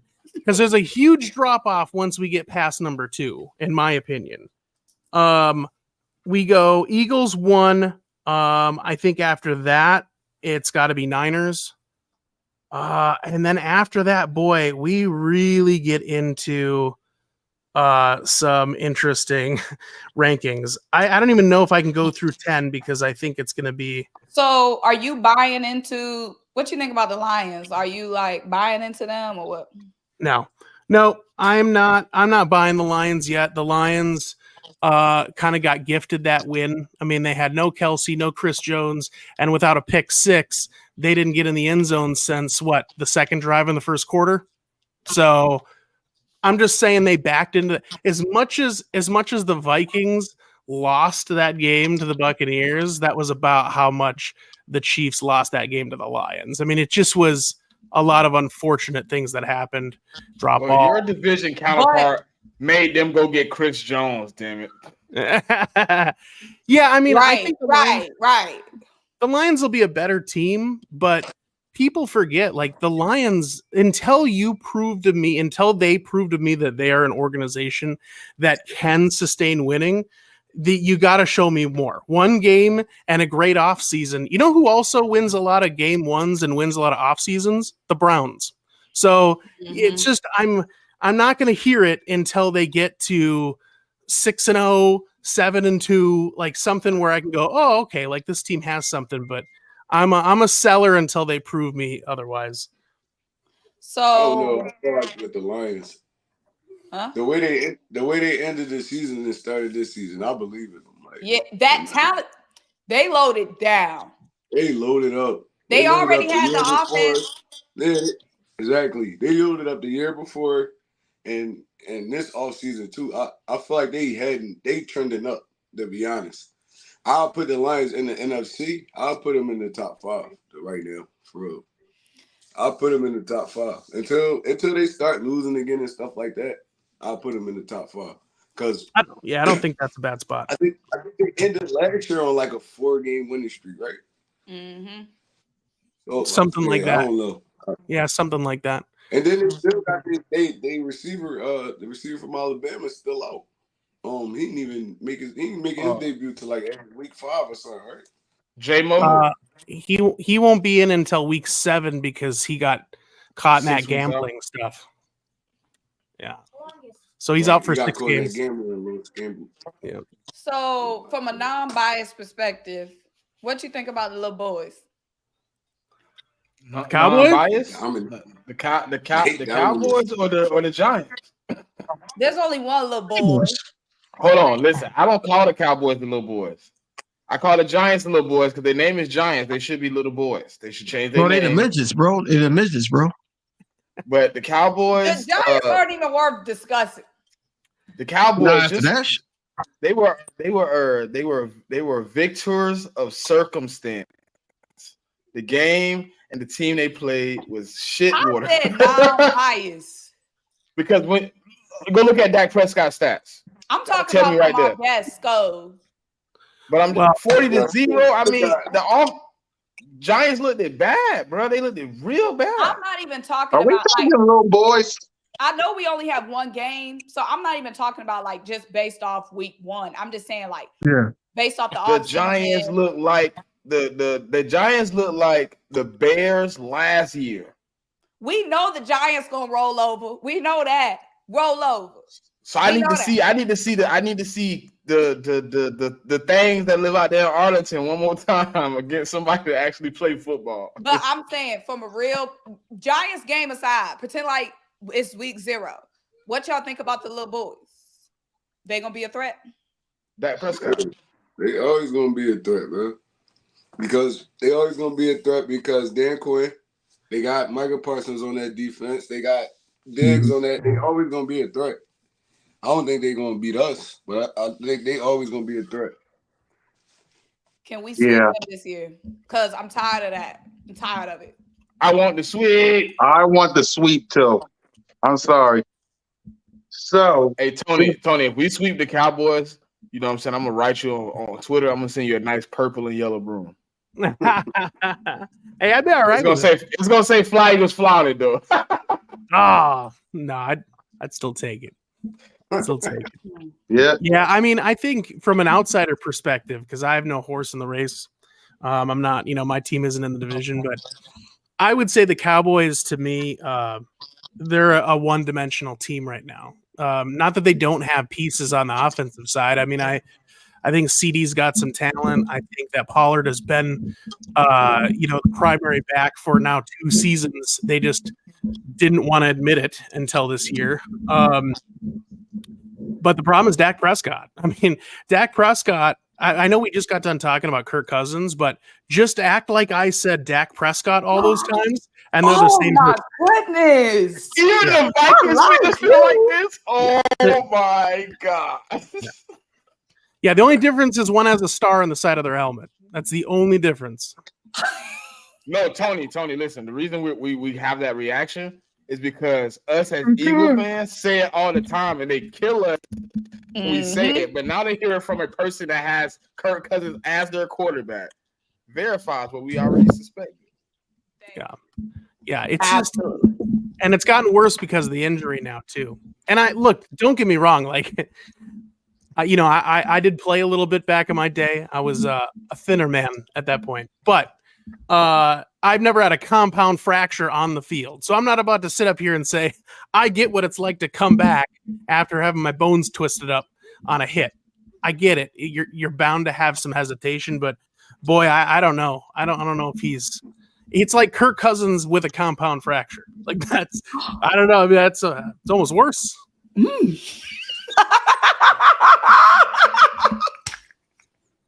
Kirk can't left, man. He's supposed to clip that part. Right. We need that part. Like, He's supposed what? to clip that. So who Damn. would you take? Vikings Who would fan you call take him right Kirk now? Cousins. Would you take Dak or Kirk Cousins? I'd take Kirk Cousins. Storm. I'm taking Kirk. Yeah, I mean, it's close. Don't get me wrong. I'm not saying it's head and shoulders. I'm just saying if you had, Wow. if What I is had it to about choose Kirk one, that you would take over Dak? The turnovers. probably the gun shyness of that injury. Yeah, and the interceptions, the million interceptions. Kirk, for a lot of things, he doesn't throw a lot of interceptions. I know we had this last week, but generally speaking, I mean, his interception to touchdown ratio is pretty good. After he The left only problem I Washington, have with Kirk Cousins, Tony, is in those big games that they don't play well in, he turned into Alex Smith. That's the same with Dak. Nah, Dak turned into like somebody totally different. He turned the ball over. He's scared. Alex Smith at least checking the ball down. That's what I'm saying. Kirk Cousins instead of trying big plays to Justin Jefferson like you've been doing all year, you check down to TJ Hawkinson for 3 yards when you need 15. Like, that's the type of stuff he does. No, Dak Prescott thinks he's a star and takes off running in the middle of the field with no timeouts. When you take off in the middle of the field with no timeouts left and you slide and now you can't spike the ball, you get a field goal, you go home in the divisional round. Or you throw 2 interceptions in the fourth quarter with the game on the line and you get sent home. Kirk Cousins does the exact opposite. He doesn't take chances in the big games and then he loses and his stat line is like 10 for 17 for 33 yards. I'm gonna say what I'm gonna say Dak got over Kirk Cousins is Dak don't get gunshot when he get hit. So Kirk Cousins, once you start hitting him, he Carson Wentz for real. Once you start hitting Kirk Cousins, he turn into Carson Wentz. He start throwing all these bad footballs. He's seeing ghosts around him. Then at least Dak still stand in there and throw that joint. I'll give him that over Kirk Cousins. Yeah. So, yeah. who you think is the worst fan base? The little boys or us? neither. The Packer fans are the worst. I think it's the Patriots fans. I hate Patriots. Patriots fans are bad. They used to feel be like good. Niners. right now. The Niners. The Niners. It's the Niners. The Niners. I thought it was the Niners. Cowboys, but it's the Niners. Yeah. Yeah, I mean, I know it's look, we're all a little biased towards the teams we face all the time, so we got to hear from their fans. But I can't stand Packer fans. The worst. That's what makes me hate that team. It's not even the team itself. But I mean, I actually have had a pretty good experience with most Eagles fans. I'm dating myself here, but I went to the 2007 playoff game at the Metrodome. You guys killed us. We got to the playoffs with Gus Frerotte at quarterback. Tavares Jackson was hurt all year, and I remember that. Yeah, they decided to start Tavares, who hadn't started a game in like 10 games. It was like, why would you start the quarterback that hasn't played, didn't get you there? But anyway, but no, so we went down, we tailgated and all that, and there was a bunch of Eagles fans that I met, and everybody was having a good time. We ate some food together. You know how football is. So Broke bread. Yeah, broke some yeah. bread. Yeah, we didn't have any issues. I mean, I saw a few fights, but that's like every game. So Yeah. That Oh, makes me Simone, feel the better about dude, sure enough, he said he was talking about what Trey Rock said.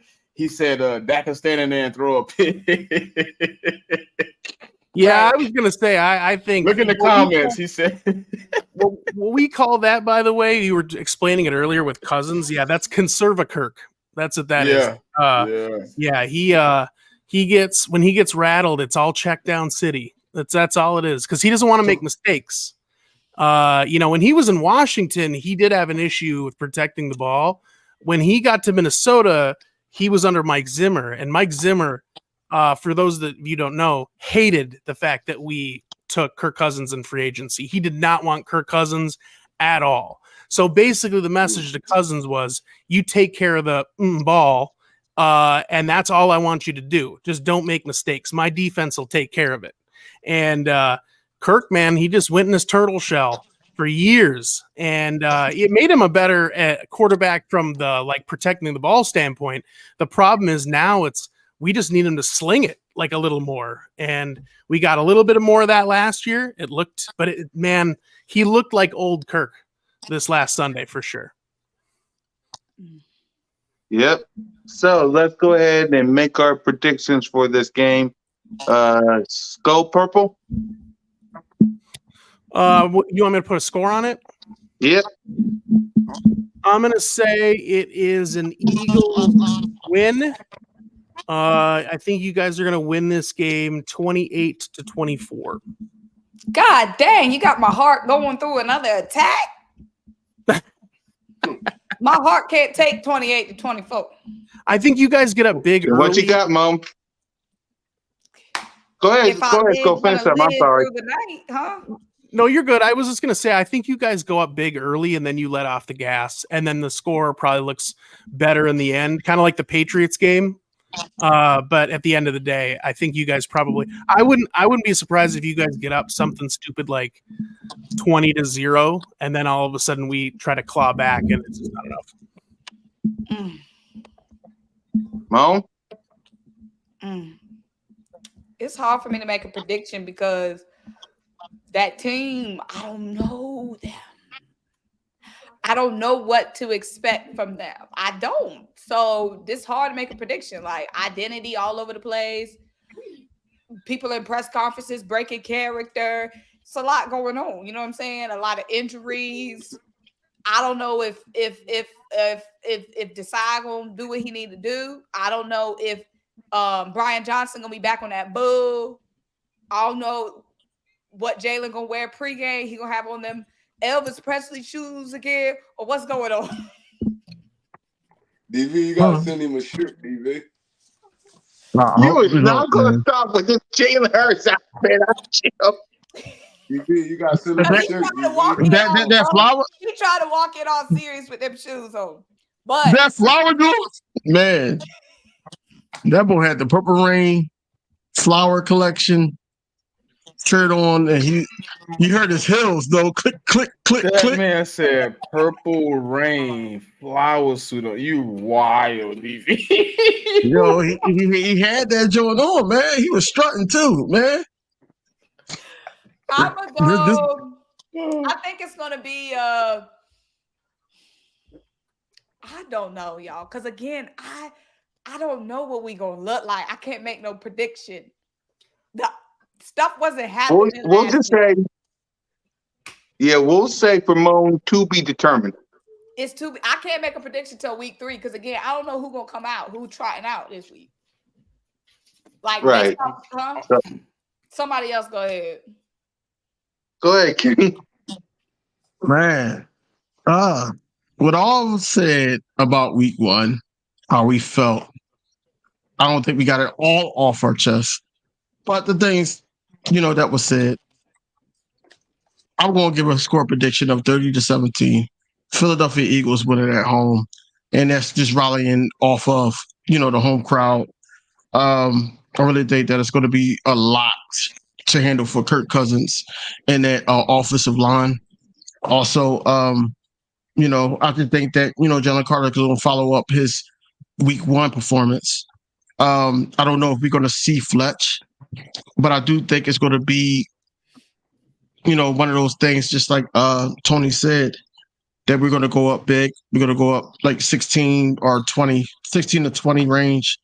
And then, they're going to try to claw themselves back in, but we're going to get some defensive stops, some key defensive stops to keep this thing close. And we're going to get out there with a win. And we're not going to feel so salty about this win that we did last week. I really think that it's going to be like that. And then, we can prep our breaks because now we got a long week to prep. Some guys can get healthy. We just got to put it all out there. And, hopefully Brian Johnson come out, get the gumbo that we got and put this thing together. Like we know that, how it can get together. And that's what it is. So 30-17 for me. Smitty? Okay. Hold on. Mon said to be determined. Tony said what? 28-24. 31-17 for you, right? No, 30-17. 30-17. Facts. Yeah. I got us 35-24. I think it's gonna be one of those games where we can't. I don't think we stop the bleeding in the middle of the field that easily, man. It don't 3 days, you don't change the bleeding, man. That shit was too open. Everybody that wanted it and they mama in the middle of the field. You could have brought your grandma out there in a wheelchair. She would have caught balls in the middle of our field last week. So I think we're gonna be able to. We're gonna have to stop the bleeding late, somewhere in that third quarter. Crazy. Yeah, in a hover round too. She could have been in a hover round catching them things in the middle of the field. But it would have been no pressure. But yeah, that's what I got us. 35-24. Trey? All right, so it's the home opener for us. So y'all know the link gonna be rocking. Oh yeah, I'm gonna be there. Mo's gonna be there. I hope all y'all be there. Don't lose, Eagles. I'm telling you. I think they're gonna come out and feed off the energy of the crowd. And they're gonna have a way better outcome than they had last week. So I'm gonna go 31-24. Because if they bring that sorry ass pass rush like they did last week. I mean, Kirk Cousins is stationary, but you let him stand back there long enough, he's gonna carve you up. We gotta get a little bit better on the offensive side of the ball, like creating explosive plays. We looked horrible in that category last week too. So I don't know, man. It's kind of up in the air. So I'm gonna keep it close, just like I did last game. Hopefully we get the win. Yeah, and for me, it's like I'm 3-1 going into the link last year. The only loss I had was when I went to the Washington Commanders game. So I really don't want to leave out of that stadium unhappy. So please give me a 30-17 win at least. I want to leave out of the stadium happy. I was 3-1 last year. Can I go back 3-1 this year at least? Please. Don't lose this game for the sake of Moan and your boy and whoever's going to be at the link this Thursday. Do not lose. Please. So let's go ahead and give our final thoughts before we wrap up the show. Skol Purple Podcast, you can start us off. Yeah, I mean, from a Vikings perspective, we just have to hope that, you guys are still trying to figure it out, and we come in figured out. I mean, that's about the best we can hope for, and to try to pull off a win. I don't obviously have this game penciled in as a win for the Vikings, but look, every team can win any week. Any team can lay an egg and look terrible. I don't suspect you guys will. I think if we do win, it's going to be very close, but I would highly suspect you guys will come out victorious on Thursday. Kane? A short week. I just want my team to come out prepared. I want my quarterback to be my quarterback of last year. I don't want him to sit up there and say a win is a win.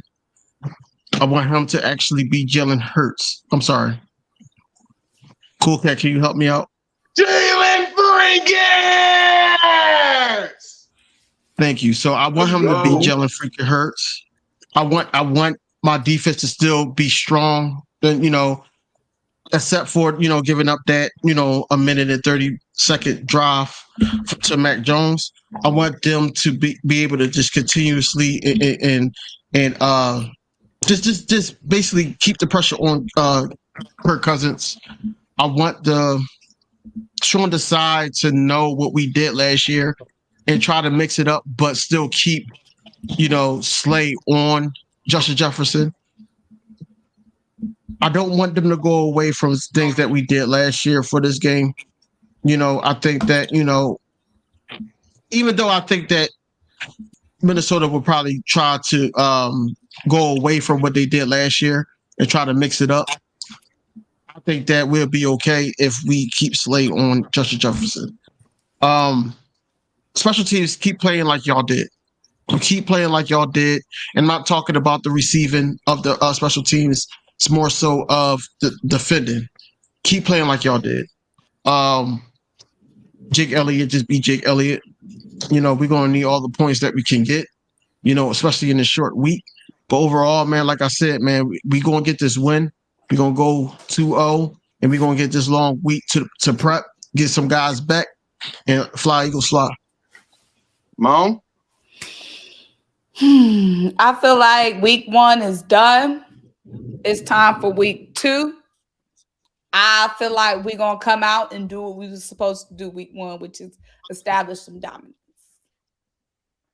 The defense was defense showed a lot. Special teams showed a good amount. The unit that we know can go. That can be unstoppable. The 3-headed monster with Jalen on the center. I'm ready to see them. And I feel like they coming. Because one thing I know about Jalen, he relentless. You know what I'm saying? And he going to be ready to bounce back. He had a bad game before, not his best game before. But the Jalen I know going to get back in character and going to get on that field. I feel like we're going to drop 30 points. You know what I'm saying? I'm ready. I'm confident. A week 1 is a week 1. This week 2, we back home. We at the link. We're going to have all the energy. We're going to be making it hard. So the team going to be teaming next week. We about to remind everybody who on top and who run this. You know what I'm saying? Everybody had a little fun week 1. You know what I'm saying? But week 2, we about to take what's ours. Yep. Smitty? I think we've been through this rodeo before. Last year, 35-38. I'm ready to watch the cleanup, man. You know what I'm saying? We played the Vikings last year. It was ugly for the Vikings last year. I know they got it circled on their calendar as a get back game, but this time you got to wait. You got to wait, man. The cleanup game coming. You know what I'm saying? I really just want to see Sean Desai and Brian Johnson at least look more comfortable. You know what I'm saying? I want to see them open it up. I want to see them execute some play calling. And let's see if we can get these boys off the field early and often. You know what I'm saying? The more you get them off the field, the better. So that's what I'm really waiting on, man. I just want to see my Eagles, as Simone say, become the guys we knew last year. Because the people we seen on Sunday didn't seem familiar. It seemed uncharacteristic as an Eagle. But right now we just waiting, man, to see what we got, and now to see who can step up in those injured spots. And just hope we don't make the wrong decision and get exposed. So I'm pretty cool with what we brought out on Sunday. In certain spots we look good, certain spots we look bad. Hopefully, in these 3 days we got. I think we did practice today. Hopefully they found some solutions for those problems, man. Because there was a lot of small problems, but those small problems can turn into big ones real soon. So let's get a win. Let's move on to week 2. Get this win. Move on to to better things, man. Let's see if we can stay healthy at least in this week 2 matchup. Try. Fly. Yep. First of all, I want to see the same energy from my fellow YouTubers that I've been seeing all offseason. Everybody looks so down. Y'all look so nervous. It's like, nah, bro, we still the Philadelphia Eagles. We still went to the Super Bowl last year. We're gonna get it together. I really want to see this matchup. How they gonna match up with Justin Jefferson this go around with Bradbury being out? That's my biggest concern right now. Because like I said, if we bring that same pass rush we did last week and we give Kirk too much time, Justin Jefferson is gonna have 170, 200-yard game on us. So, I mean, I want to see how they play that matchup. And I don't want to see Jalen Hurts rushing the ball 10 plus times no more. Like, I mean, he's staying at 6 to 7 range. I mean, you can push it to 10 if the rushing game just going that way that day. But, bro, a lot of the rushes we did with him last on Sunday was like unnecessary, bro. It's like you can see as a play caller, you stand up top, you can see what the game plan they was bringing, and you still decide to rush this dude again, and again. It's like, bro, that's what you got running backs for. Your running back's supposed to be taking those hits. I want to see Desai get a little bit more aggressive, man. It looked like we were just sitting back on our heels the whole game, for real, just kind of letting them do whatever they want for like a stretch, like a long period of that game. And it was like, it kind of had me like, man, where Nolan at? Where the packages at with Hassan Reddick and Nolan and Sweat and all the where the NASCAR packages at? Like, bro, it just was so basic. It was like, I don't even think Nolan really played that much this game. So it was like snaps. 8 snaps. Yeah, eight snaps. Yeah, that ain't gonna cut it, bro. That is not gonna cut it.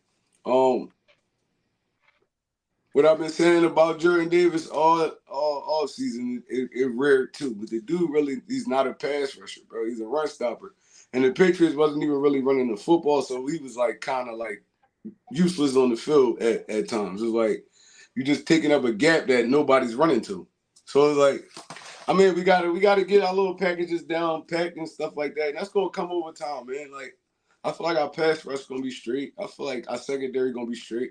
The offense gonna be straight. I mean, we gonna be good. We gonna win this game. It's gonna be at the link. The link gonna be jumping like it always do. I mean, then this is how we gonna get our feet back under us. That's all I really got to say. Yep. And for me, leave no doubt, because everybody's laughing at you at our expense. The Cowboys are laughing. The 49ers are laughing. The media is licking their chops because we look horrible in this game. They're all laughing. Leave no doubt against the Minnesota Vikings. Everybody in the mama saying, does the Philadelphia Eagles got Super Bowl hangover? Does the Philadelphia Eagles, is Jalen freaking Hurts regressing? Leave no doubt. You're at the link. The most magical place on earth, Lincoln Financial Field, with the best fans in America. I will be attending. Moan will be back up there attending. We'll all be back up there. Leave no doubt. Because if you play like you did week 1, y'all better find a new place to have NovaCare Complex, because them boos is going to be raining faster than the rain. I'm telling you, I've been there multiple times. You play like you did, you better not come back out after halftime. I'm just telling you. I'm telling you. So with that being said, we thank Skol Purple Podcast for joining our vet session and the BOBS session with us. So we'll see you guys next Monday. So for Moan, King DV, Smitty, Skol Purple, and Trigger Trey, it's your boy Mizzy Miz Cool Cat Kanye. You represent the birds. Fly, Eagles fly. Lights out.